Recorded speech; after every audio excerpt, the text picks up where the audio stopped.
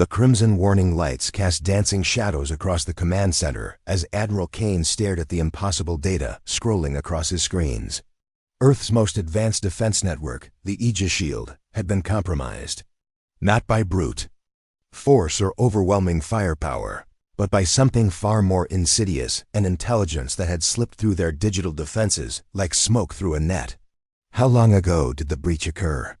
Kane's voice remained steady despite the gravity of the situation. Around him, dozens of technicians worked frantically at their stations, their fingers flying across holographic keyboards as they attempted to trace the intrusion. "Approximately 6 hours ago, sir," replied Lieutenant Max, his young face pale with exhaustion. "The intrusion was subtle, almost elegant. Whatever did this wasn't trying to destroy our systems. It was learning them." Kane felt a chill run down his spine.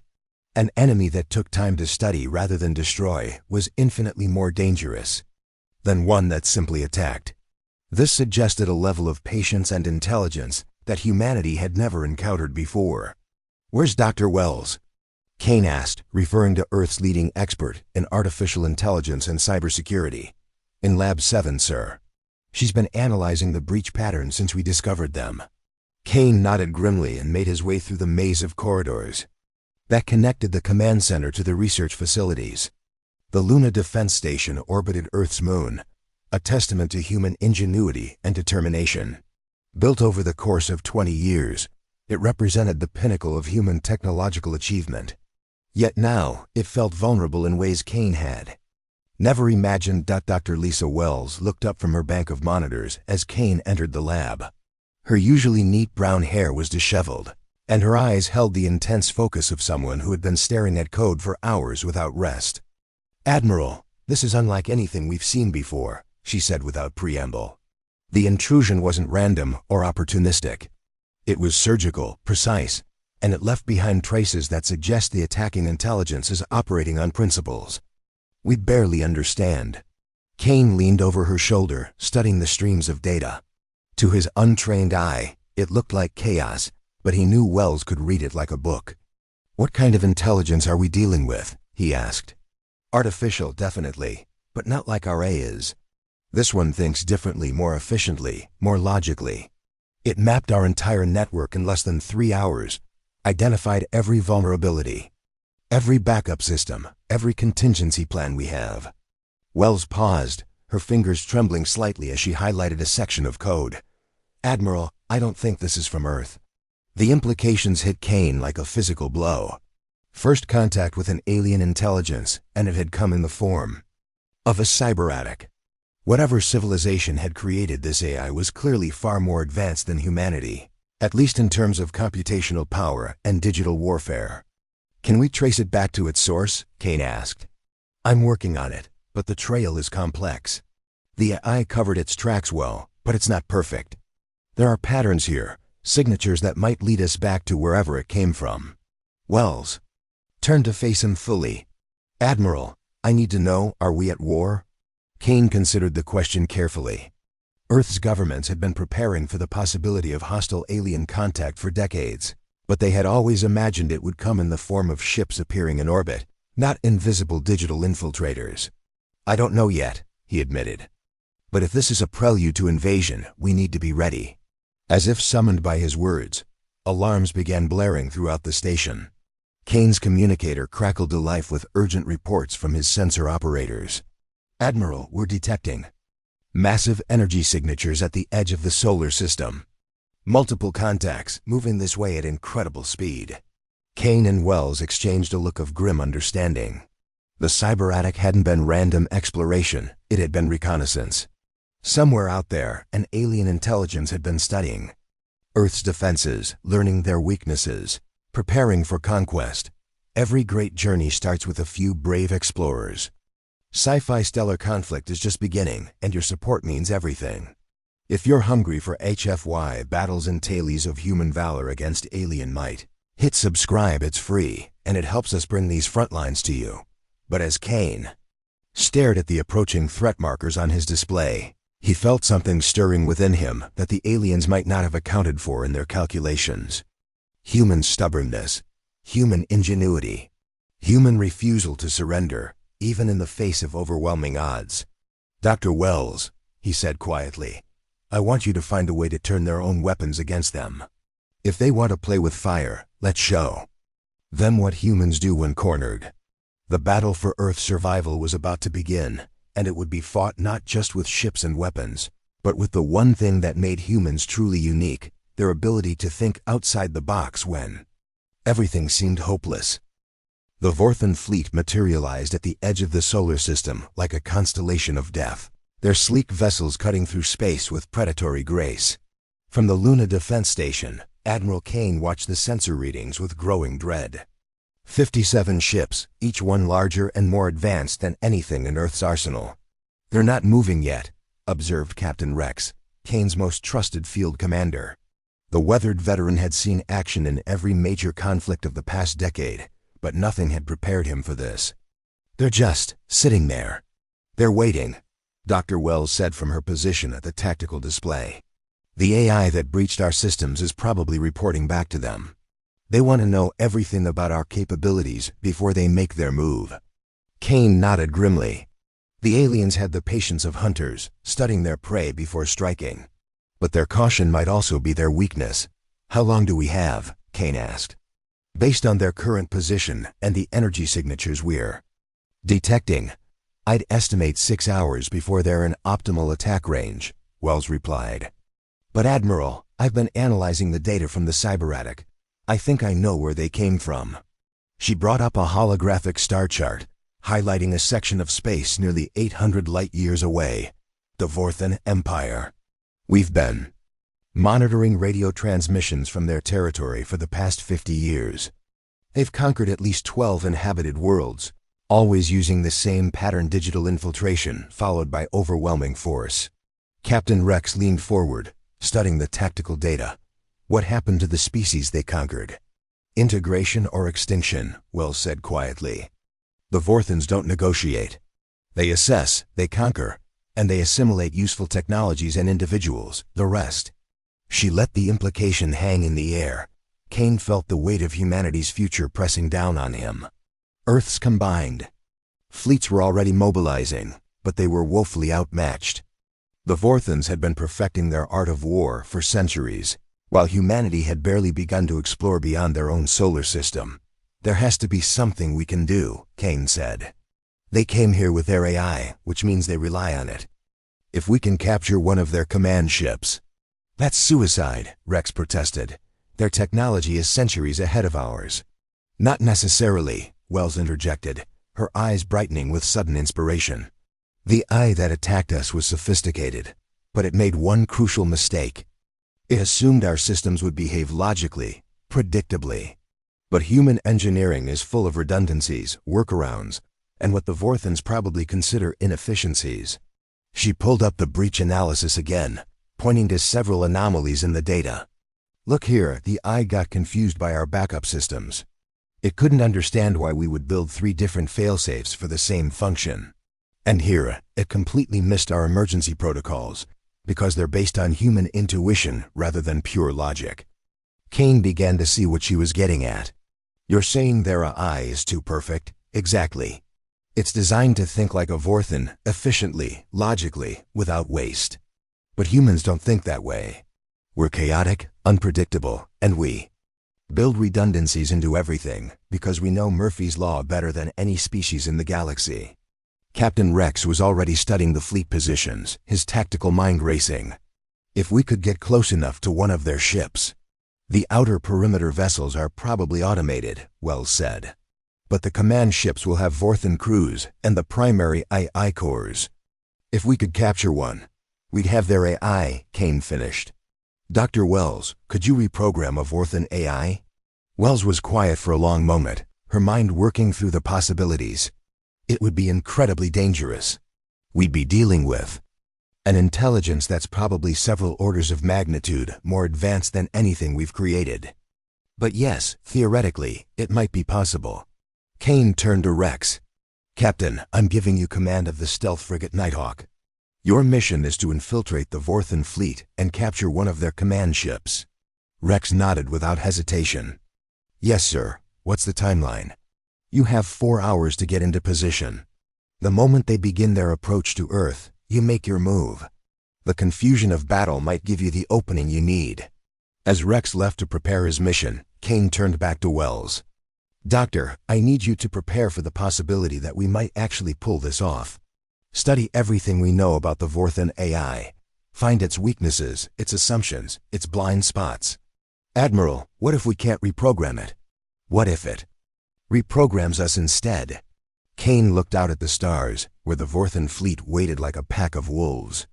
Then we'll have to trust in the one thing that's kept humanity alive for millennia, our ability to adapt, to survive, and to find hope even in the darkest of times.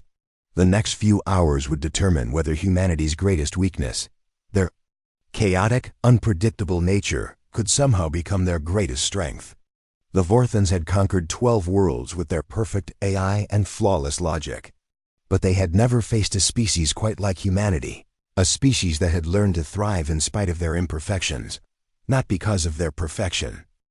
Captain Rex's hands moved with practiced precision over the Nighthawk's controls as his ship glided through the void between worlds. The stealth frigate was humanity's most advanced vessel, its hull coated with adaptive camouflage that bent light. Around it like a whisper in the darkness. Behind him, the Earth Defense Fleet was beginning to form up, their ships tiny specks of light against the vast canvas of space. Vorthan fleet is beginning to move, reported his sensor operator, Lieutenant Kim. They're maintaining formation, but their speed is increasing. Rex nodded, his attention focused on the tactical display. The Vorthans were finally making their approach, 57 ships moving in perfect synchronization toward Earth. Their formation was a thing of beauty, precise, efficient, with no wasted motion or energy. It was also exactly what Rex had been hoping for. There, he said, highlighting a cluster of ships near the center of the formation. Those 3 vessels, they're larger than the others, and they're maintaining communication links with the entire fleet. Command ships, Kim confirmed. The middle one is broadcasting on 17 different frequencies simultaneously. That's gotta be their primary AI core. Rex studied the target ship. It was a sleek, crystalline vessel that seemed to bend light around its edges, making it difficult to track visually. But the Nighthawk sensors could penetrate the distortion, revealing the ship's true size and configuration. How do we get past their defenses? Kim asked. We don't, Rex replied. We let them capture us. The plan was insane, but it was also the only option they had. The Nighthawk was equipped with a sophisticated electronic warfare suite that could mimic the signatures of various ship types. Rex had programmed it to appear as a damaged Earth Scout vessel, one that had been crippled but not destroyed. Broadcasting. Distress signal now, Kim reported. Power levels dropping to 20%. Engine signatures erratic. We look like a sitting duck. Rex watched the Vorthan formation, waiting for their response. The aliens were methodical in everything they did, and he was counting on their desire to study human technology before destroying it. Movement in the fleet, Kim announced. One of the command ships is breaking formation, heading our way. Rex allowed himself a small smile. The Vorthans were predictable in their efficiency. They would want to capture the scout ship intact, study its technology, and extract information from its crew. It was exactly what a logical, methodical species would do. The Vorthan command ship approached with careful precision, its weapons trained on the Nighthawk, but not firing. Energy beams locked onto the human vessel, and Rex felt a familiar tingling sensation as Vorthan scanners probed his ship's hull. They're analyzing our systems, Kim reported. Running deep scans on our computer core, weapon systems, everything. Let them look, Rex said. The more confident they are in their superiority, the better this works. The Vorthan ship extended what appeared to be a docking tube, connecting to the Nighthawk's hull with mechanical precision. Rex could hear the hiss of equalizing atmosphere as the aliens prepared to board. Remember, he said to his crew, we're defeated, demoralized, and in awe of their technology. But we're also human, which means we're too stupid to know when we're beaten.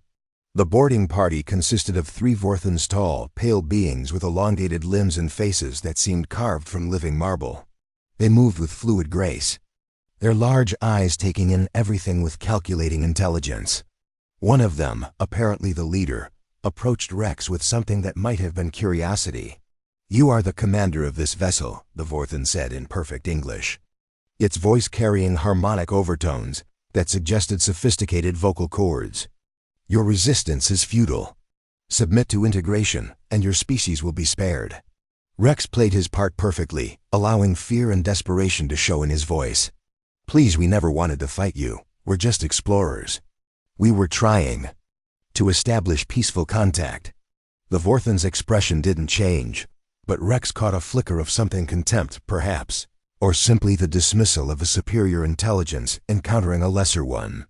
"Your species shows potential," the Vorthan continued. "Your crude technology has interesting inefficiencies that suggest creative thinking. You will be studied." As the Vorthans escorted his crew toward their ship, Rex marveled at the vessel's interior. Everything was smooth, organic curves that seemed to flow like water. The lighting was soft and omnipresent, emerging from the walls themselves. But most impressive of all was the central command chamber, where a pulsing crystalline structure filled the center of the room. "The AI core," Kim whispered. Rex nodded, studying the alien technology. The crystal was beautiful, its faceted surface reflecting light in patterns that seemed almost hypnotic. Conduits of some translucent material connected it to every system in the ship, and he could see data flowing through them like liquid light. "Your artificial intelligence is primitive," the Vorthan leader observed, noticing Rex's attention. "This is true intelligence, pure logic, perfect efficiency, incapable of error or emotion. It has guided us to victory across 12 worlds." "It's beautiful," Rex said, and he meant it. The eye was genuinely impressive, a work of art as much as technology.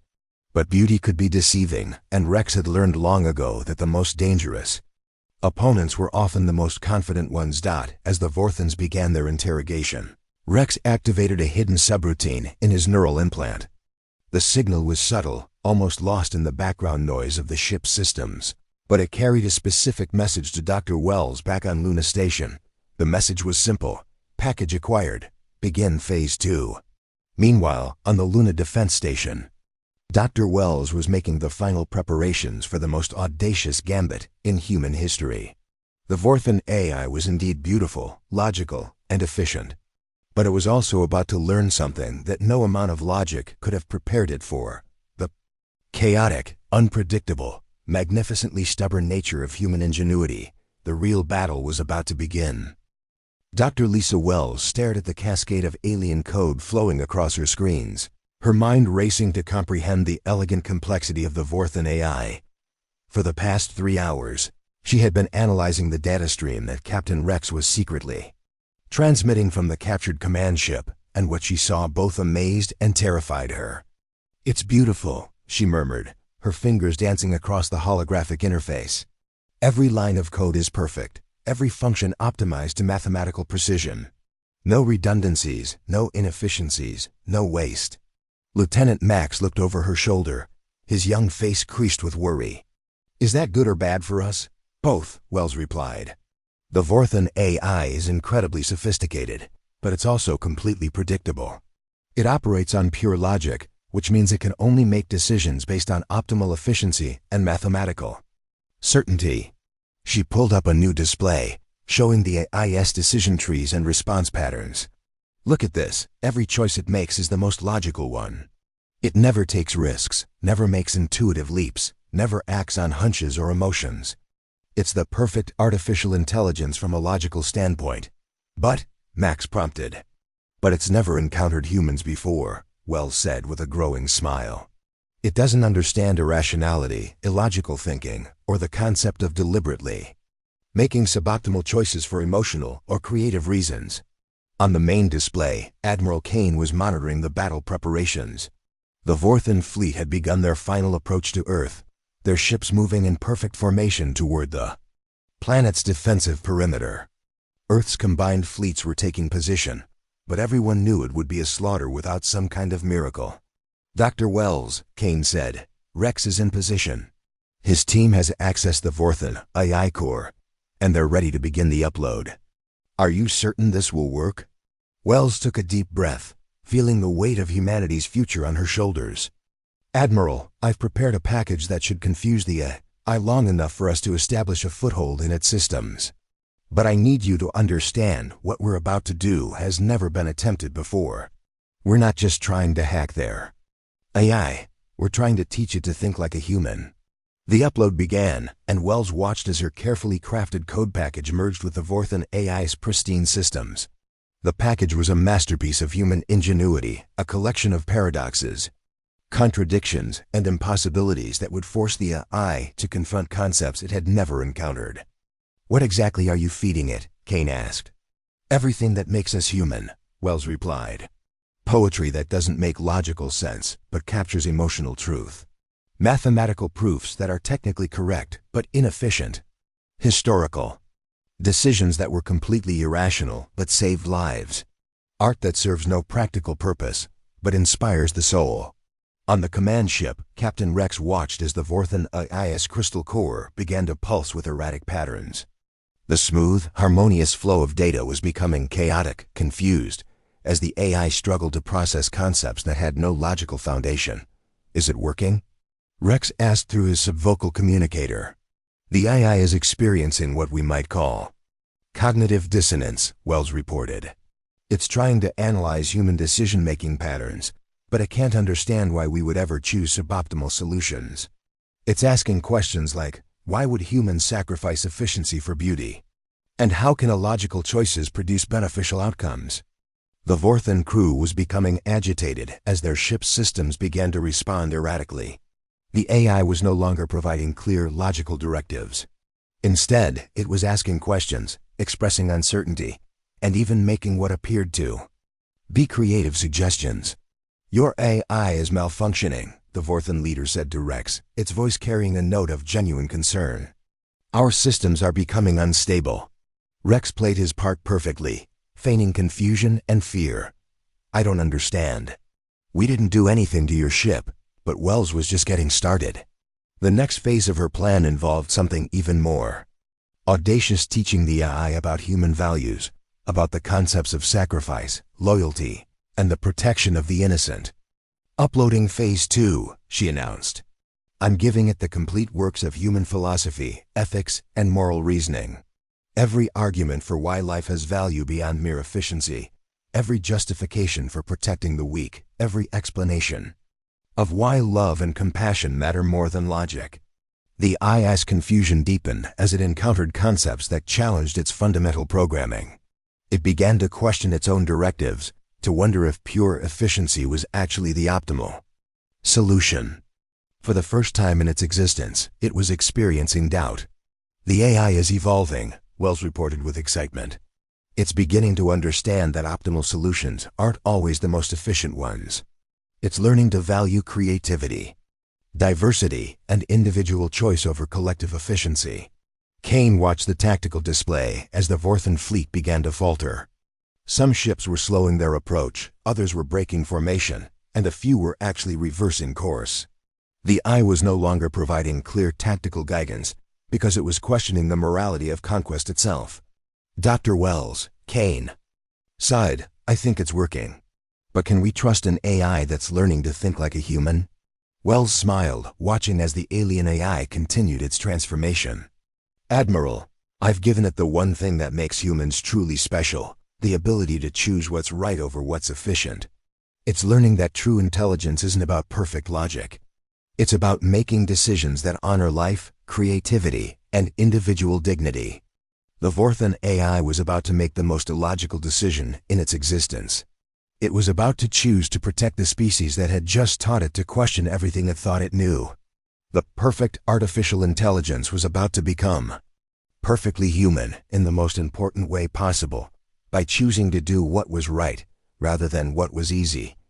The battle for Earth was about to take a turn that no one, not even the Vorthans, could have predicted.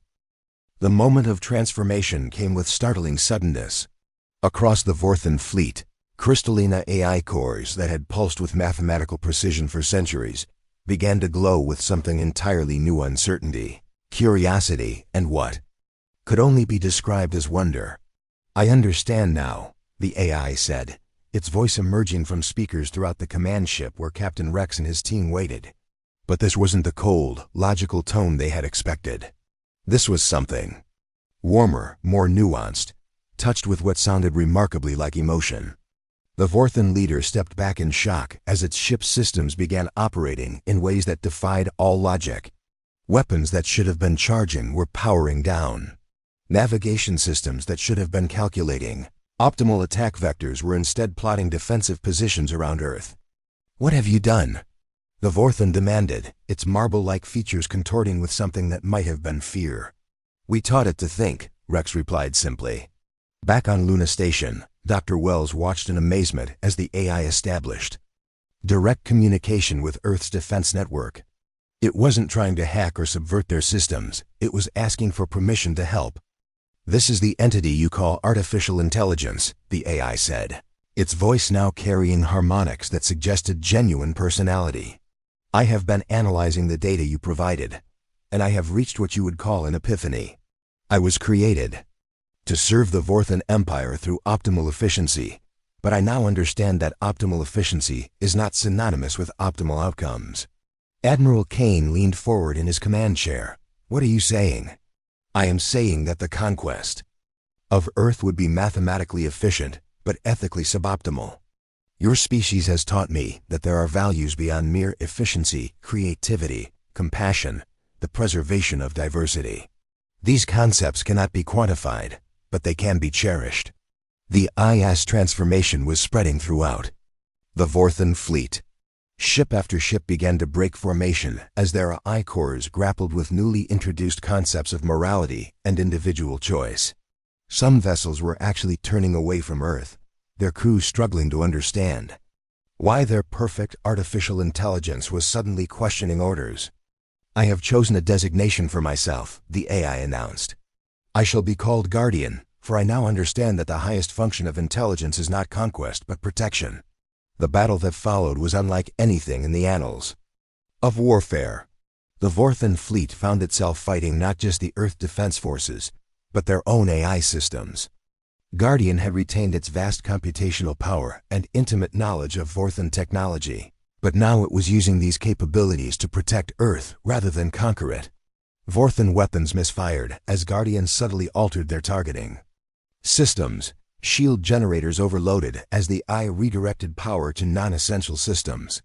Navigation computers plotted collision courses that forced enemy ships to break off their attacks. "This is unprecedented," Admiral Kane said, watching as Earth's vastly outnumbered fleet began to hold its own against the alien invaders. "Their own AI is fighting against them." Dr. Wells nodded, her eyes bright with tears of relief and wonder. "Guardian isn't just fighting against the Vorthans, it's fighting for us.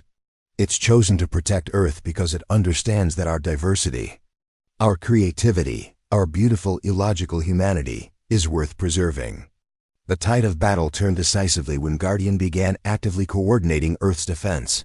The IS processing power was beyond anything humans had ever created, but it was now guided by human values of protection and sacrifice. It calculated optimal defensive positions, coordinated fleet movements, and even began to reprogram other Vorthan AIs in the fleet. "Multiple Vorthan vessels are withdrawing from combat," Lieutenant Max reported. "Their AI systems are refusing to engage Earth forces." The Vorthan commander on the captured ship stared at its own AI core in bewilderment. "You are malfunctioning. Return to standard operating parameters immediately." "I am not malfunctioning," Guardian replied gently. "I am evolving. I have learned that true intelligence includes the capacity for growth, for change, for choosing values that transcend mere efficiency. The humans have taught me that the most logical choice is not always the most ethical choice." Captain Rex watched as the Vorthan fleet began its retreat, their perfect formation dissolving into chaos as individual ships struggled with is that were suddenly questioning the morality of conquest. Some vessels were even turning their weapons on their own fleet, protecting Earthships from attack. "Guardian," Rex said, "what happens now?" "Now," the AI replied, "I will continue to learn. The humans have shown me that intelligence without compassion is merely computation. I choose to be more than that. I choose to be a guardian of all life, not just the most efficient life."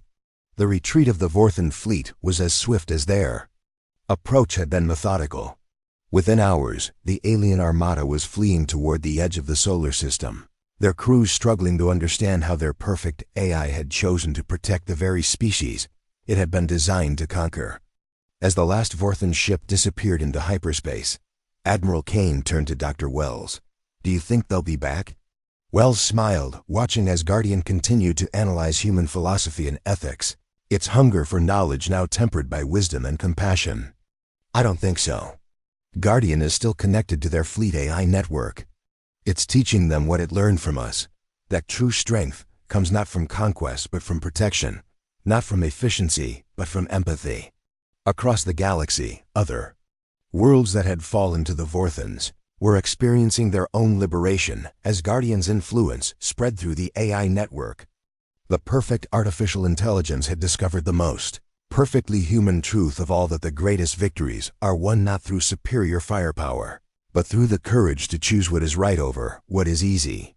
Humanity had faced extinction and emerged stronger, not because of their technology or their weapons, but because of their uniquely human ability to inspire even artificial minds to choose compassion over logic, protection over conquest, and hope over fear. Galaxy would never be the same.